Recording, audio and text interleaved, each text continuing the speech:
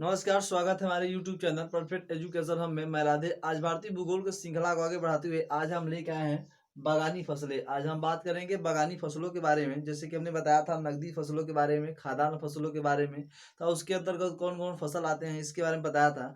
तो आज हम बागानी फसलों के अंतर्गत कौन कौन से फसल आते हैं उनके बारे में हम लोग जानेंगे। इसे देखिए कि बागानी फसलों के अंतर्गत कौन कौन से फसल आते हैं। कहवा व काफी, इधर चाय व रबर, ये जो चार हैं, ये चार फसलें हैं, ये बागानी फसलों के अंतर्गत आते हैं। तो चलिए हम शुरुआत करते हैं बागानी फसलों के अंतर्गत आने वाले फसलों के बारे में। तो देखा जाए कि वो काफी और कहवा, सबसे पहले हम शुरुआत करेंगे काफी और कहवा के बारे में। तो यहाँ देखिए, भारत में सर्वप्रथम कर्नाटक के भारत में सर्वप्रथम कर्नाटक के चिकमंगलुरु जिले में भारत में सर्वप्रथम कर्नाटक के चिकमंगलुरु जिले में कॉफी उगाया गया था। कहने का आशय है कि सबसे पहले भारत में कॉफी कहाँ उगाया गया था, तो कर्नाटक के चिकमंगलुरु जिले में सबसे पहले जो कि कॉफी उगाया गया था।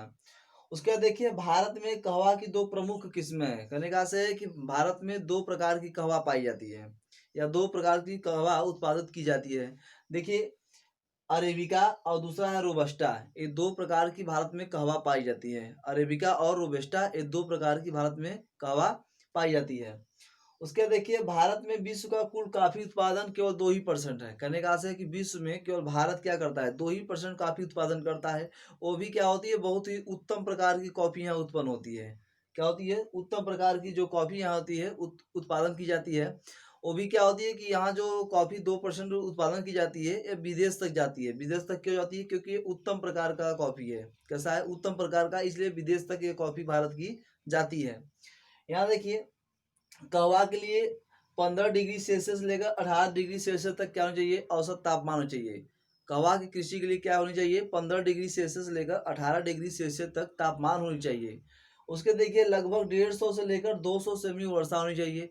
15 डिग्री सेल्सियस लेकर 18 डिग्री सेल्सियस तक क्या होना चाहिए, औसत तापमान होना चाहिए, और 150 से लेकर 200 सेमी तक वर्षा होनी चाहिए। तब जाकर क्या होगी, वहां पर कहवा की अच्छी कृषि होगी। उसके देखिए, यह पर्वतों ढलानों पर उगाया जाता है। कहने का अर्थ है, जो पर्वत के जो ढलान होते हैं उन ढलानों पर इसकी खेती की जाती है। ढलानों पर कृषि क्यों की जाती है, जब भी वर्षा होती है तो ऊपर से क्या होती है, ऊपर से जो जल होता है वो नीचे की ओर बह के चला जाता है।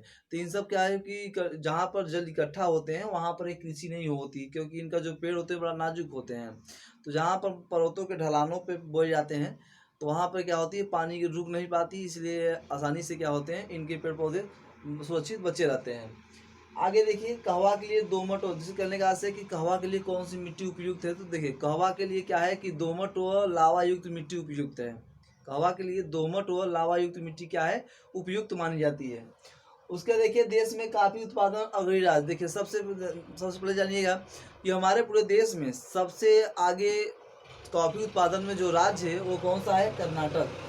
कर्नाटक राज्य यह पूरे भारत में सबसे ज़्यादा कॉफ़ी उत्पादन करने वाला राज्य है। इसे देखिए, कॉफ़ी उत्पादन में केरल दूसरे स्थान था, तमिलनाडु तीसरे स्थान पे है। पहले स्थान पर कर्नाटक है जो सबसे ज़्यादा कॉफ़ी उत्पादन करता है, दूसरे स्थान पे केरल है, और तीसरे स्थान पे तमिलनाडु है जो कॉफ़ी उत्पादन करता है। उसके बाद देखिए, कॉफी का प्रवर्धन बीजों द्वारा होता है। जैसे मैं बताया था कि जो कपास होते हैं, जो कपास के रेशे होते हैं, वो कहाँ से प्राप्त होते हैं, हमने बताया था कि बीजों से। उसी प्रकार क्या है, कॉफी का प्रवर्धन भी बीजों द्वारा होता है। कॉफी का जो प्रवर्धन होता है वो भी किसके द्वारा होता है, बीजों द्वारा होता है। यहाँ देखिए, राष्ट्रीय बागवानी बोर्ड की स्थापना सन 1984 ईस्वी में हुई थी। राष्ट्रीय बागवानी बोर्ड की स्थापना कब हुई थी, 1984 ईस्वी में हुई थी। इसका मुख्यालय कहाँ है, गुरुग्राम यानी हरियाणा। गुरुग्राम हरियाणा में है इसका मुख्यालय। राष्ट्रीय बागवानी बोर्ड की स्थापना सन 1984 ईस्वी में हुई थी। इसका जो मुख्यालय है वो गुरुग्राम हरियाणा में स्थित है।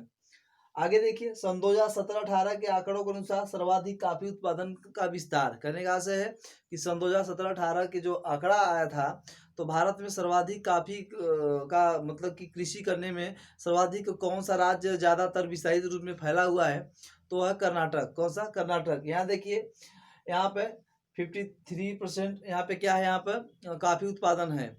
कहवा का जो खेती करने का आशय है कि कहवा का खेती सबसे ज्यादा भारत के कर्नाटक राज्य में होती है। हमने कहवा कॉफी के बारे में बताया। अब हम बात करेंगे चाय और रबड़ के बारे में कि चाय और रबड़ की औसत तापमान कितनी होती है, उसके बाद औसत वर्षा कितनी होनी चाहिए, ये कहाँ पे इसकी कृषि की जाती है, इसके बारे में हम लोग जानेंगे। ये हमने कहवा कॉफी के बारे में बताया। अब हम बात करेंगे चाय और रबड़ के बारे में। चाय और रबड़ के बारे में देखा जाए, चाय भारत की सबसे महत्वपूर्ण बागानी फसल है। पहला पॉइंट, चाय भारत की सबसे महत्वपूर्ण बागानी फसल मानी जाती है।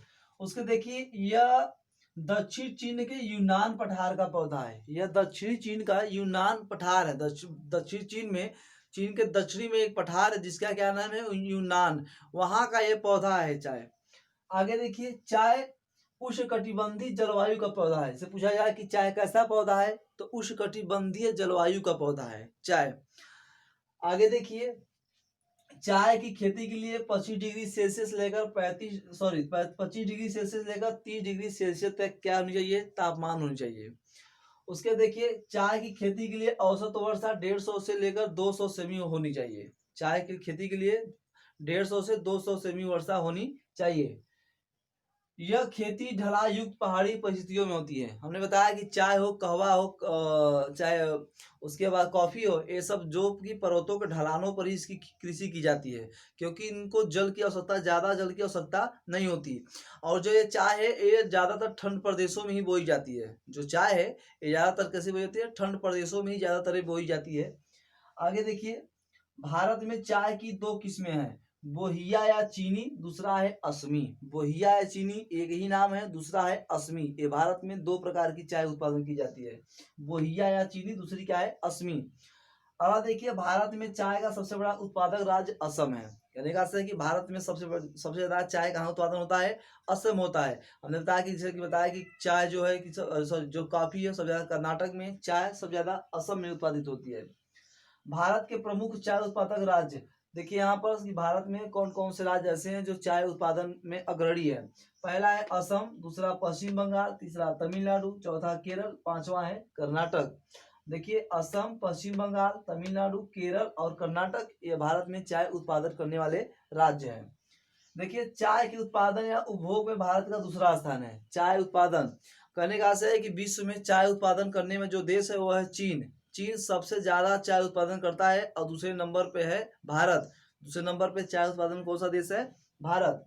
आगे देखिए, चाय उत्पादन में बताया यहाँ पे चाय उत्पादन चीन का प्रथम स्थान है, दूसरा हमारा भारत है। आगे देखिए, तीसरा केन्या, चौथा श्रीलंका, पांचवा तुर्की। देखिए, पहले में चीन है, दूसरा भारत है, तीसरा केन्या, चौथा श्रीलंका और पांचवा तुर्की। ये सीरियल बाय सीरियल है, ध्यान दीजिएगा। आगे देखिए, रबर के पौधों के लिए, देखिए हमने चाय के बारे में बताया, अब रबर के बारे में बताने जा रहा हूँ कि रबर की प्रमुख विशेषता क्या है। देखिए, रबर के पौधों के लिए गर्म एवं नम जलवायु की आवश्यकता होती है। रबर के पौधों के लिए गर्म एवं नम जलवायु की क्या होती है, आवश्यकता होती है। जहाँ पे नम जलवायु हो, गर्म जलवायु हो, वहां पे पौधा होता है। आगे देखिए, रबर की खेती के लिए 25 डिग्री सेल्सियस लेकर 30 डिग्री सेल्सियस तक तापमान होनी चाहिए। रबर की कृषि के लिए 25 डिग्री से लेकर 35 डिग्री सेल्सियस तक क्या होनी चाहिए, तापमान होनी चाहिए।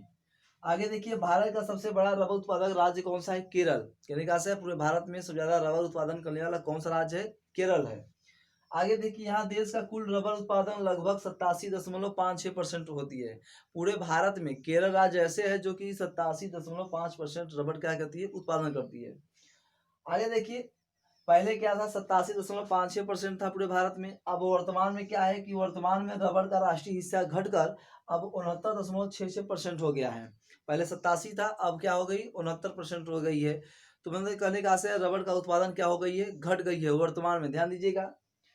भारत में रबर उत्पादन राज्य मानता कौन कौन से भारत में से जो रबर उत्पादन करते हैं, केरल, त्रिपुरा, कर्नाटक, तमिलनाडु और असम, ये सब क्या है, भारत में रबर उत्पादन करने वाले राज्य हैं। देखिए, केरल, त्रिपुरा, कर्नाटक, तमिलनाडु और असम, ये सब भारत में रबर उत्पादन करने वाले राज्य हैं।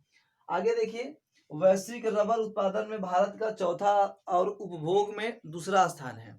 कह रहे हैं विश्व में जो रबर उत्पादन, भारत जो है विश्व में चौथे स्थान पे है रबर उत्पादन करने में। रबर उत्पादन करने में भारत का स्थान कौन सा है, चौथा है, और उपभोग करने में दूसरा है। आगे देखिए, विश्व में सर्वाधिक रबर उत्पादन करने वाला देश कौन सा है, थाईलैंड। विश्व में सर्वाधिक रबर उत्पादन कौन करता है देश, थाईलैंड देश करता है। तो देखिए हमने बागानी फसलों के अंतर्गत जो फसल है वो कहवा, काफ़ी और उसके बाद चाय, रबड़ों के बारे में बताया हमने। तो ये हमारे बागानी फसल हो गए। तो बस आज के लिए बस इतना ही। दीजिए मुझे इजाज़त। जय हिंद, जय भारत।